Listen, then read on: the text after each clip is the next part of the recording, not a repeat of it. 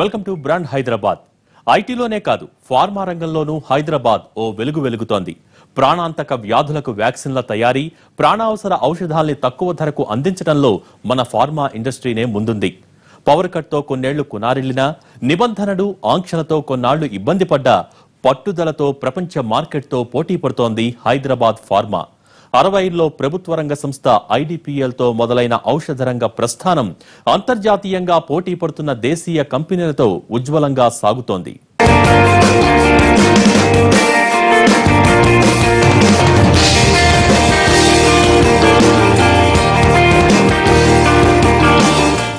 Pharma రంగంలోనూ ప్రపంచ పటంలో హైదరాబాద్కో గుర్తింపు ఉంది. అసలు హైదరాబాద్లో ఫార్మా రంగం తొలి అడుగు ఎలా మొదలైంది? తెలంగాణ రాష్ట్రంలో ఫార్మా రంగం భవిష్యత్తు ఎలా ఉండబోతోంది?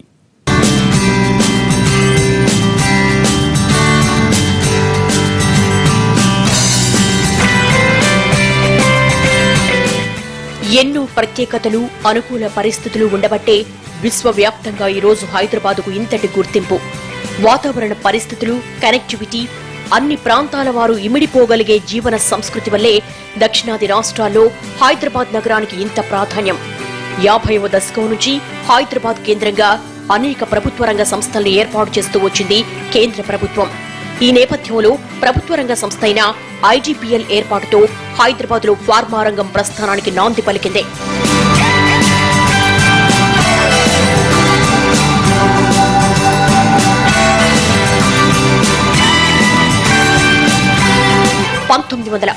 లో Indian drugs and pharmaceuticals limited ను హైదరాబాద్ లో నెలకొల్పారు. అప్పటి ప్రధాని జవహర్లాల్ నెహ్రూ చొరవతో హైదరాబాద్ లో ఐడిపిఎల్ కార్యకలాపాలు మొదలయ్యాయి. అక్కడి నుంచి హైదరాబాద్ లో క్రమంగా ఔషధ రంగం విస్తరిస్తూ వచ్చింది. ఐడిపిఎల్ లో పనిచేసిన సైంటిస్టులు ఈ రంగానికున్న భవిష్యత్తును అంచనా వేసి అవకాశాలను అందిపుచ్చుకునేందుకు ఆ సంస్థ నుంచి బయటకొచ్చి సొంతంగా ఔషధ పరిశ్రమలు ఏర్పాటు చేశారు. తమ అనుభవమే పెట్టుబడిగా నైపుణ్యాన్ని జోడించి ఫార్మా రంగంలో కొత్త ఒరవడి సృష్టించారు.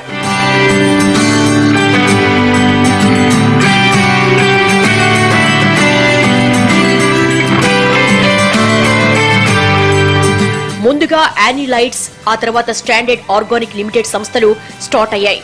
ముందుగా ఈ సంస్థలు బల్క్ డ్రగ్ ఉత్పత్తిపై దృష్టి పెట్టాయి. ఆ తర్వాత మెడిసిన్ తయారీకి శ్రీకారం చుట్టాయి.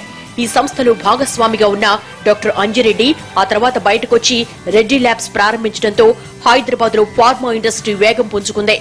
సోర్స్ ఆఫ్ ఫార్మాస్యూటికల్స్ అనే ఒక పేరు సంపాదించుకుంది హైదరాబాద్. 96లో of course the growth of bulk drug was primary driven by private enterprise. మాలాంటి ఎంటర్ప్రెన్యూర్స్ కష్టపడి చేసిన ఫలితము ఈ డెవలప్మెంట్, ఓవరాల్ డెవలప్మెంట్ వచ్చింది, ఎంప్లాయ్మెంట్ వచ్చింది. గవర్నమెంట్కి రకరకాల పన్నులు కట్టినాము. సేల్స్ ట్యాక్స్ అనండి, అప్పుడు సర్వీస్ ట్యాక్స్ లేదు, central excise duty, customs duty, income tax కట్టినందుకు మంచి ప్రభుత్వానికి కూడా ఫైనాన్షియల్ కలెక్షన్స్, రెవెన్యూ కలెక్షన్స్ వచ్చిన గుర్తింపు వచ్చింది మాకు. 1984లో రెడ్డి ల్యాబ్స్, 1986లో అరబిందో ల్యాబ్స్ ఏర్పాటుతో హైదరాబాద్ లో ఫార్మా ఇండస్ట్రీకి బలమైన మద్దతు దొరికినట్లయింది. ఆ తర్వాత Hetero drugs, Divi's lab, Natco pharma, Gland pharma, MSN lab ప్రారంభం కావడంతో ఫార్మాకి హైదరాబాద్ కీలక కేంద్రంగా మారిపోయింది.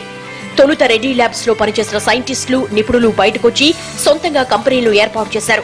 ఫార్మా రంగంలో అనంతంగా ఉన్న అవకాశాలను ఒడిసి పట్టుకునేందుకు చాలా మంది ఔత్సాహికులు కూడా ఔషధ పరిశ్రమల వైపు మొగ్గు చూపారు. అదే స్థాయిలో హైదరాబాద్ లో బల్క్ డ్రగ్స్ ఉత్పత్తి కూడా మొదలైంది. Most of the entrepreneurs technocrats, వాళ్ళ టెక్నాలజీస్ ఇంప్రూవ్ చేసి ఈవెన్ వరల్డ్ కాంపిటీషన్లో కూడా తట్టుకొని ప్రోగ్రెస్ చేయగలిగారు. వీళ్ళు ఎఫిషియెంట్ ప్రొడక్షన్ చేస్తున్నారు కాబట్టి ఈవెన్ చాలా వరకు ఈ బల్క్ డ్రగ్స్ లో ప్రైస్లో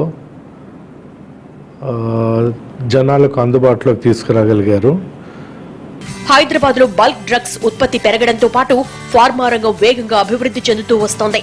1990లో కేంద్రం సరళీకృత ఆర్థిక విధానాలు హైదరాబాద్ లో ఫార్మా ఇండస్ట్రీ వేగంగా విస్తరించడానికి ఉపయోగపడ్డాయి. ఫార్మాకు సువిశాల మార్కెట్ ఉండడం, పరిశ్రమ లాభసాటిగా కనిపించడంతో చాలా మంది ఫార్మా పరిశ్రమల స్థాపనకు ఆసక్తి చూపారు.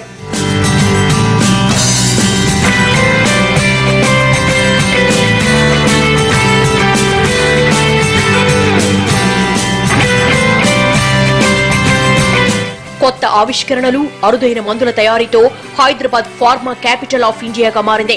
హైదరాబాద్ వాతావరణ పరిస్థితులు ఫార్మా రంగం అభివృద్ధికి దోహదపడ్డాయని నిపుణులు చెబుతున్నారు. ప్రపంచంలోని ఫార్మా రంగంలో జరిగే ఔషధ ఉత్పత్తుల్లో 40% హైదరాబాద్లోనే జరుగుతుందని గణాంకాలు చెబుతున్నాయి. ఇండస్ట్రీస్కి ఈరోజు ఏంటంటే మంచి అట్మాస్ఫియర్ ఉంది ఇక్కడ. ఒకటేంటంటే ఇండస్ట్రియలిస్టులు వాళ్ళ కెపాసిటీ ఎంత ఉంది, టెక్నాలజీ పాయింట్ ఆఫ్ వ్యూలో కానీ, ద ఇన్వెస్ట్మెంట్ పాయింట్ ఆఫ్ వ్యూలో కానీ అది చూసుకుంటే there is a right atmosphere in the state today. ఇప్పుడు లాస్ట్ సమ్మర్ తీసుకోండి, the first summer for Telangana after forming Telangana government. ఒక గంట కూడా పవర్ ఇబ్బంది ఉన్నది ఏ ఇండస్ట్రీ కూడా ఫేస్ చేయాలి. There is a major milestone for the industry, more specifically for the pharmaceutical sector. TSI pass వచ్చిన తర్వాత ఏంటంటే మనము విత్ అన్ని ఎన్క్లోజర్స్తో అప్లై చేసుకుంటే విత్ ఇన్ 14-15 days లోపల మనకు పర్మిషన్ వస్తుంది. దేశంలో ప్రముఖ ఫార్మా కంపెనీల జాబితాను సారి చూస్తే టాప్ కంపెనీల్లో హైదరాబాద్ కేంద్రంగా నడుస్తున్న సంస్థలే ముందున్నాయి. డాక్టర్ రెడ్డిస్ తో పాటు అరబిందో, దివీస్, హెటిరోతో పాటు పలు ఫార్మా కంపెనీలు అంతర్జాతీయ కంపెనీలతో పోటీ పడుతున్నాయి. 2015-2016 ఆర్థిక సంవత్సరంలో అత్యధికంగా ట్యాక్స్ చెల్లించడంలో ప్రభుత్వ రంగ సంస్థలతో హైదరాబాద్ ఫార్మా కంపెనీలు పోటీ పడ్డాయన్న చర్చ నడుస్తోంది. హైదరాబాద్ కేంద్రంగా ఉన్న అరబిందో ఫార్మా 469 కోట్లు, రెడ్డి ల్యాబ్స్ 411 కోట్లు, హెటిరో డ్రగ్స్ 389 కోట్ల రూపాయలు, దివీస్ ల్యాబ్స్ 280 కోట్ల రూపాయల పన్నులు చెల్లించాయి.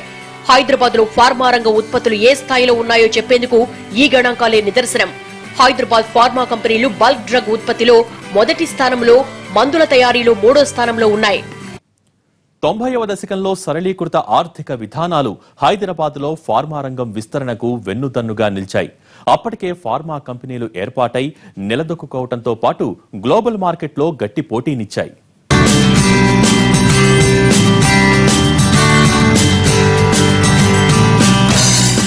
దేశంలో ఫార్మా రంగం అభివృద్ధిలో హైదరాబాద్ కీలక పాత్ర పోషించింది. 1967 నుంచి 1990ల వరకు దేశంలో కీలక ఔషధాల తయారీలో ప్రభుత్వ రంగ సంస్థ ఐడిపిఎల్ ముందుంది. ఎప్పుడైతే దీంతో అనుబంధం ఉన్నవారు సొంతంగా పరిశ్రమలు మొదలుపెట్టారో ప్రైవేట్ రంగంలో ఫార్మా ఇండస్ట్రీ వేగం పుంజుకుంది. అప్పటిదాకా సామాన్యులకు అందుబాటులో లేని ఔషధ ధరల్ని తక్కువ ధరలకే లభ్యమయ్యేలా చూడడంతో ప్రపంచ మార్కెట్లో ఇక్కడి ఫార్మా కంపెనీలకు ప్రత్యేక గుర్తింపు లభించింది. ఉత్తరాదికి, దక్షిణాదికి హైదరాబాద్ తో ఉన్న కనెక్టివిటీ కూడా ఫార్మా ఇండస్ట్రీ విస్తరణకు దోహదపడింది.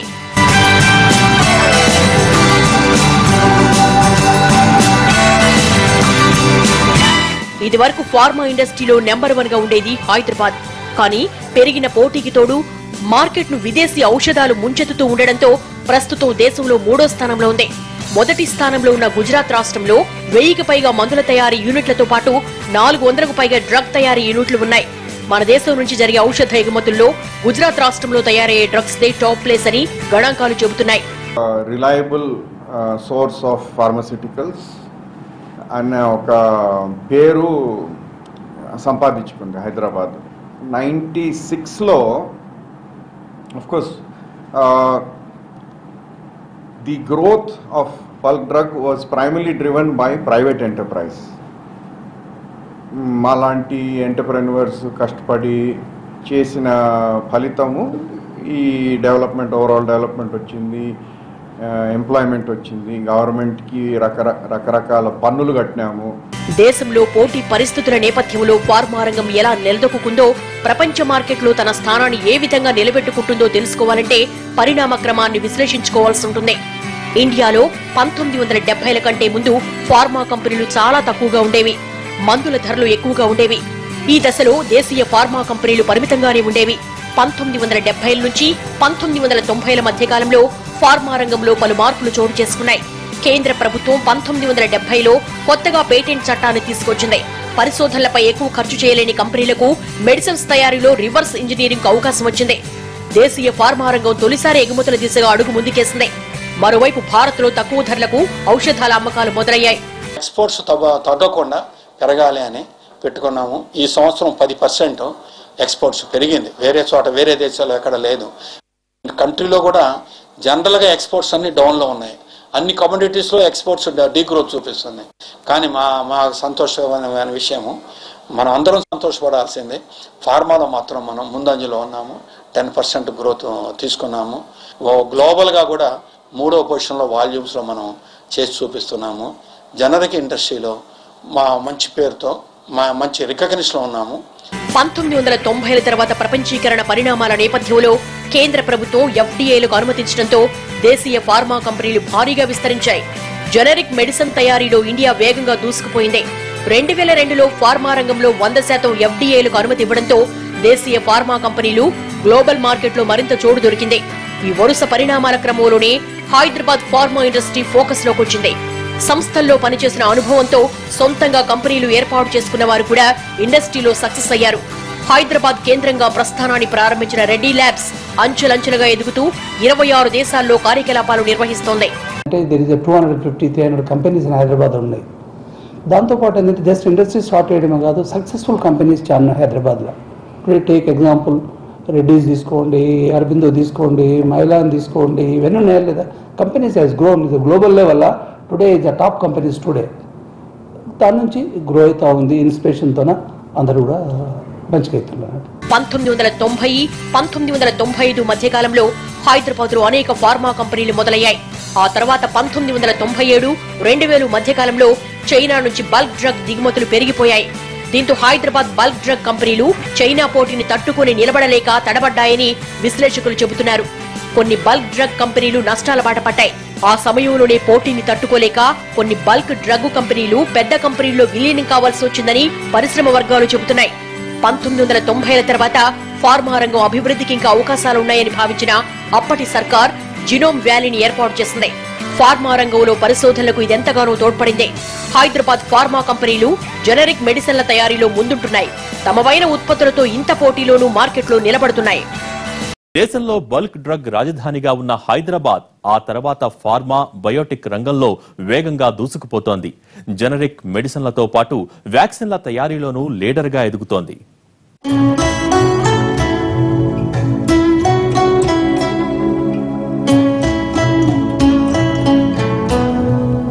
హైదరాబాద్ కేంద్రంగా ఉన్న ఫార్మా కంపెనీలు ప్రపంచ మార్కెట్లో తమ ప్రత్యేకతను నిలబెట్టుకుంటూ వస్తున్నాయి. ఎప్పటికప్పుడు కొత్త పరిశోధనలు, వినూత్న ఆవిష్కరణలతో హైదరాబాద్ ఫార్మా ఇండస్ట్రీ విశ్వవ్యాప్తంగా గుర్తింపు పొందింది. ప్రాణాంతక వ్యాధులకు సంబంధించిన ఔషధాల తయారీలో నిరంతర పరిశోధనలు ఫలితాలతో ఫార్మా రంగంలో టాప్ ప్లేస్ కు చేరేందుకు నిరంతర ప్రయత్నం జరుగుతూనే ఉంది.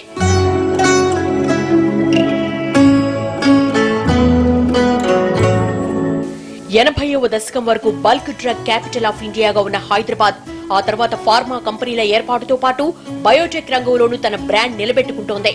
హైదరాబాద్ నుంచి భారీగా జనరిక్ మందుల ఎగుమతులు జరుగుతున్నాయి. భారత్ నుంచి జరుగుతున్న ఎగుమతుల్లో 31% అమెరికాకు వెళుతున్నాయి.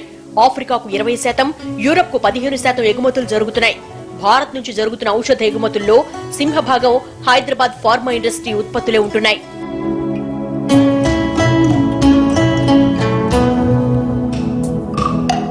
రెండు 2014-2015లో ఫార్మా రంగంలో ఇండియా ఎగుమతులు 94,300 కోట్ల రూపాయలు. ప్రస్తుత ఆర్థిక సంవత్సరంలో ఫార్మా రంగంలో ఇండియా ఎగుమతులు 1,00,000 కోట్ల రూపాయలపైనే ఉండవచ్చని విశ్లేషకులు అంచనా వేస్తున్నారు. పట్లల్లి తెలంగాణలో సుమారు 200 బల్క్ డ్రగ్ మ్యానుఫ్యాక్చరింగ్ యూనిట్స్ ఉన్నాయి, 400 ఫార్ములేషన్స్ ఉన్నాయి. మొత్తం ప్రొడక్షన్ వాల్యూ సుమారు 35,000 కోట్ల ఉంది. దాంట్లో 25% వరకు ఎక్స్పోర్ట్స్కే పోతున్నాయి. తర్వాత మన దగ్గర ఉత్పాదన చాలా వరకు యుఎస్ అండ్ యూరోపియన్ కంట్రీస్కు పంపిస్తున్నారు. మోర్ దెన్ 35% ఆఫ్ ద కంట్రీలో FDA అప్రూవ్ యూనిట్స్ మన తెలంగాణలోనే ఉన్నాయి. ఇండియాలో టాప్ ఫార్మా కంపెనీలను ఓసారి చూస్తే అందులో హైదరాబాద్ ఇండస్ట్రీనే ఎక్కువ. Doctor Reddy's lab, Aurobindo, Hetero, Mylan కంపెనీలు పోటీలో ముందుంటున్నాయి. ఇక్కడి ఫార్మా కంపెనీలు జనరిక్ మందుల తయారీలో సత్తా చాటుకుంటున్నాయి. పేటెంట్ ముగిసిన మందులను తక్కువ ధరకు జనరిక్ రూపంలో ఉత్పత్తి చేస్తున్నాయి. మొదట్లో R&Dలో పెద్దగా నిధులు వెచ్చించలేకపోయిన హైదరాబాద్ ఫార్మా కంపెనీలు ఇప్పుడు ఆ లోటును భర్తీ చేసుకుంటున్నాయి. యాంటీ రిట్రా వైరల్స్ తో పాటు హెపటైటిస్ బి వ్యాక్సిన్ ను హైదరాబాద్ కేంద్రంగా పనిచేస్తున్న ఫార్మా కంపెనీలు ఉత్పత్తి చేస్తున్నాయి. తక్కువ ధరకు మార్కెట్లోకి అందుబాటులోకి తేవడంతో హైదరాబాద్ ఉత్పత్తులకు డిమాండ్ పెరుగుతోంది. ప్రాణావసర మందుల తయారీలోనూ ఇక్కడి ఫార్మా కంపెనీలు తమ ప్రత్యేకతను చాటుకుంటున్నాయి. యుఎస్ ఎఫ్డిఐ అనుమతులున్న ప్రొడక్షన్ యూనిట్లతో కార్యకలాపాలు నిర్వహిస్తున్నాయి. 250-300 కంపెనీస్ హైదరాబాద్ ఉన్నాయి. దాంతోపాటు ఏంటంటే జస్ట్ ఇండస్ట్రీ స్టార్ట్ చేయడమే కాదు, సక్సెస్ఫుల్ కంపెనీస్ చాలా హైదరాబాద్లో. టుడే టేక్ ఎగ్జాంపుల్ రెడ్డీస్ తీసుకోండి, అరబిందో తీసుకోండి, మైలాన్ తీసుకోండి, ఇవన్నీ ఉన్నాయి లేదా. Companies has grown global level. Today is the top companies today. దాని నుంచి గ్రో అవుతా ఉంది. ఇన్స్పిరేషన్తో అందరూ కూడా మంచిగా అవుతున్నారు. లైఫ్ సేవింగ్ డ్రగ్స్, క్యాన్సర్ నివారణ మందుల ఉత్పత్తి కోసం హైదరాబాద్ ఔషధ పరిశ్రమల్లో నిరంతర పరిశోధనలు జరుగుతున్నాయి. 2008 నుంచి తక్కువ ధరకు క్యాన్సర్ మందులు అందుబాటులోకి వచ్చాయంటే హైదరాబాద్ ఫార్మా పరిశ్రమలు చూపించిన చొరవే కారణం. ఇటు ఎయిడ్స్ వ్యాధి ప్రభావాన్ని తగ్గించే మెడిసిన్స్ ఉత్పత్తిలోనూ హైదరాబాద్ ఫార్మా కంపెనీలు ముందున్నాయి. పోలియో, డిఫ్టీరియా వ్యాధులు సోకకుండా వ్యాక్సిన్లను ఉత్పత్తి చేస్తున్నాయి. ఇటీవల జైకా వ్యాధిని అరికట్టేందుకు వ్యాక్సిన్ రూపొందించినట్లుగా హైదరాబాద్ కేంద్రంగా పనిచేస్తున్న భారత్ బయోటెక్ కంపెనీ ప్రకటించింది.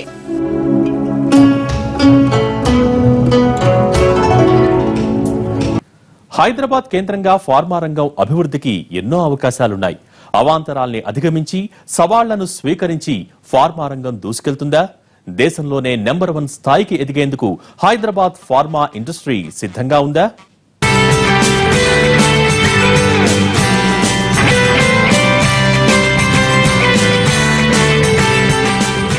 హైదరాబాద్ కేంద్రంగా ఫార్మా రంగం మరింత దూసుకుపోయేందుకు ఎన్నో అవకాశాలున్నాయంటున్నారు విశ్లేషకులు.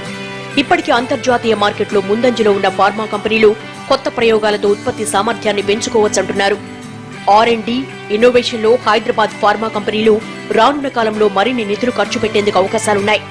చైనాలో నిబంధనలు కఠినతరం కావడంతో అక్కడి నుంచి బల్క్ డ్రగ్స్ దిగుమతులు తగ్గే అవకాశం ఉందని ఫార్మా పరిశ్రమ యాజమాన్యాలు చెబుతున్నాయి. ఇది కూడా హైదరాబాద్ ఫార్మాకి సానుకూల పరిణామమే. ఇంతకుముందు చైనా వాళ్ళు మనకి ఇక్కడ బాగా డంప్ చేసి పెట్టేవాళ్ళు ప్రొడక్ట్స్ని. అయితే చైనాలో పరిస్థితి మారిపోయింది. అక్కడ పొల్యూషన్ వాళ్ళది రూల్స్ స్ట్రింజెంట్గా తేవడం మొదలుపోయింది. గవర్నమెంట్ సబ్సిడీస్ కూడా అక్కడ తగ్గిపోయినాయి. లేబర్ కూడా రూల్స్ చాలా స్ట్రింజెంట్గా తయారైనాయి. సో అక్కడ మ్యానుఫ్యాక్చరింగ్ కాస్ట్ చాలా ఎక్కువ అయిపోయింది. సో ఇప్పుడు వాళ్ళు ఏంటి పరిస్థితి, వాళ్ళు బంద్ చేసుకునే పరిస్థితి, లేకపోతే ప్రొడక్షన్ తగ్గించుకునే పరిస్థితికి వచ్చింది. ఇప్పుడు అలాంటి పరిస్థితిలో ఇప్పుడు మన యొక్క దగ్గర ఈ యూనిట్లలో ఇక్కడ చేసుకుంటే మనము ఎక్స్పోర్ట్ చేసే పరిస్థితికి వచ్చింది. తర్వాత ఇంపోర్ట్ చేసే పరిస్థితి కూడా తగ్గిపోయింది. ఈ quality standards, manufacturing facility standards దాన్ని ఎలా ఇంప్రూవ్ చేసుకోవాలి, ప్రపంచంలో కూడా అందరూ మనని ఒప్పుకోవాలి అన్న పద్ధతిలో స్టేట్ గవర్నమెంట్ కానీ సెంట్రల్ గవర్నమెంట్ కానీ సీరియస్గా ఆలోచించి రెగ్యులేషన్ ఇంప్రూవ్ చేస్తున్నారు. అదేవిధంగా మనం కొన్ని ప్రొడక్ట్స్ను కూడా బ్యాన్ చేశారు. అది పద్ధతి కాదు అని చెప్పిన వాళ్ళు సుప్రీంకోర్టుకి వెళ్ళారు. అండ్ వాళ్ళ పాయింట్స్ వాళ్ళకు ఉన్నాయి. కానీ మనం రెండూ చూస్తే, అటుపక్క ఇటుపక్క చూస్తే మనకు అర్థమవుతుంది గవర్నమెంట్ చాలా రిజిడ్గా ఉంటుంది, గవర్నమెంట్ యాక్టివ్గా ఉన్నది, రకంగా సపోర్ట్ ఇస్తూ బిజినెస్ పెరగడానికి సపోర్ట్ ఇస్తూ క్వాలిటీ వైజ్ మాత్రం కాంప్రమైజ్ లేకుండా చేయాలని చెప్పి చూస్తున్నారు అన్న ఇండికేషన్స్ ఉన్నాయి. హైదరాబాద్ ఫార్మా రంగానికి చేయూతనిచ్చేందుకు, ఇండస్ట్రీని మరింత బలోపేతం చేసేందుకు తెలంగాణ సర్కారు చర్యలు తీసుకుంటోంది. నగరంలో ఔషధ పరిశ్రమల ఏర్పాటుతో తలెత్తే కాలుష్య సమస్యలను దృష్టిలో పెట్టుకుని ఫార్మాసిటీ ఏర్పాటుకు సర్కారు సంకల్పించింది. నగరానికి దూరంగా రంగారెడ్డి జిల్లాలోని ముచ్చెర్లలో ఫార్మాసిటీ ఏర్పాటు ప్రతిపాదనతో ఔషధ పరిశ్రమలకు మేలు జరగబోతోంది. ఔషధ కంపెనీల అధినేతతో సంప్రదించి ఫార్మాసిటీపై ప్రభుత్వం అడుగులేస్తోంది. ఏకంగా 12,000 ఎకరాల విస్తీర్ణంలో ఫార్మాసిటీ ఏర్పాటుకు కసరత్తు జరుగుతోంది. జీరో లిక్విడ్ వేస్ట్ తో అంతర్జాతీయ స్థాయిలో ఫార్మాసిటీని తీర్చిదిద్దాలనుకుంటోంది తెలంగాణ సర్కార్. ఒక ఇండివిజువల్ ఇండస్ట్రీ ఏదైతే ట్రీట్మెంట్ ప్లాంట్ అనండి, లేకపోతే ఒక స్పెషల్ కేసుగా తీసుకున్నట్టయితే ఈ ఫైనాన్షియల్ బర్డన్ ఇండస్ట్రీ మీద పెట్టుకున్నట్టయితే, అంటే ఈ ఎన్వైరన్మెంట్కి సంబంధించిన ఇష్యూస్ను అడ్రస్ చేయడానికి పోయినప్పుడు మనకు రెగ్యులర్గా ఇండస్ట్రీ ఇన్వెస్ట్మెంట్ కన్నా 2 to 3 times ఎక్కువ ఎన్వైరన్మెంట్ ఇన్స్ట్రుమెంట్ పెట్టడానికి కావాల్సి వస్తుంది. అంటే అంతగానో ఫండ్ ఇండస్ట్రీ దగ్గర ఉండదు. కాబట్టి ఇప్పుడు ఈ కొత్త పార్క్లో ఇటువంటి సెటప్స్ అన్నీ స్టేట్ గవర్నమెంట్ సపోర్ట్ తోటి, తర్వాత కొంచెం ఇండస్ట్రీ కాంట్రిబ్యూషన్ తోటి చేయడంతో ఇది ఆ పార్క్లో ఎన్వైరన్మెంట్కి సంబంధించిన ఇష్యూస్ కూడా మొత్తం అడ్రస్ చేసే అవకాశం ఉంటుంది. తెలంగాణ రాష్ట్రంలో విద్యుత్ కొరత తీరడం ఫార్మా రంగానికి మరో సానుకూల పరిణామం. నిరంతర విద్యుత్ అవసరమైన ఔషధ పరిశ్రమ విద్యుత్ కోతలతో కొన్నేళ్ల పాటు తీవ్ర సంక్షోభాన్ని చవిచూసింది. 2008-2014 మధ్యకాలంలో విద్యుత్ కోతతో చిన్న చిన్న యూనిట్స్ మూతపడ్డాయి. ఇప్పుడు ఆ ఇబ్బంది లేకపోవడం, ప్రభుత్వ విధానాలు కూడా సానుకూలంగా ఉండడం ఫార్మా ఇండస్ట్రీకి మరింత మేలు చేస్తుందంటున్నారు పరిశ్రమల నిర్వాహకులు. మౌలిక వసతులు కల్పిస్తే పరిశోధనల విషయంలో మరింత ముందడుగేస్తామని ఆశాభావంతో పరిశ్రమ వర్గాలున్నాయి. 15-20 సంవత్సరాల్లో పటన్ చెరువు ఏరియా, మియాపూర్ బొల్లా, జీడిమట్లలో ఎన్నో ఎన్వైరన్మెంటల్ ఇష్యూస్ ఉన్నాయి. ఇదన్నీ మేజర్గా పొల్యూటింగ్ కావడానికి కారణం ఈ ఎన్వైరన్మెంట్ సంబంధించిన ఇన్స్ట్రుమెంట్ పెట్టుకోకపోవడము, దానికి అయ్యే ఖర్చు అంటే ఏదైతే క్యాపిటల్ ఇన్వెస్ట్మెంట్ ఉంటుందో అది ఇండస్ట్రీ పెట్టుకోలేని పరిస్థితులు ఉండడంతో వాళ్ళన్నీ సెకండరీ మెథడ్స్ వాడడంతో కొంచెము ఎన్వైరన్మెంటల్ ఇష్యూస్ వచ్చాయి. ప్రపంచ మార్కెట్లో ధీటుగా నిలబడాలనుకుంటున్న హైదరాబాద్ ఫార్మా కాలుష్య సమస్యల్లాంటి సవాళ్లను ముందుగా అధిగమించాల్సిందే. ఫార్మా పరిశ్రమలు విడుదల చేస్తున్న కాలుష్యంపై పర్యావరణవేత్తల అభ్యంతరాలు లేవనెత్తుతున్నారు. నిరుపేదలపై ప్రాణాంతక ప్రయోగాలు చేస్తున్నారనే అపప్రదను అప్పుడప్పుడు ఫార్మా రంగం ఎదుర్కోవాల్సి వస్తోంది. ప్రాణావసర మందుల తయారీలో ప్రత్యేకతను చాటుకుంటున్న హైదరాబాద్ ఔషధ రంగం లోటుపాట్లను సరిదిద్దుకుంటే ఫార్మాసిటీ ఐటీతో పోటీ పడడంలో ఎలాంటి సందేహం లేదు.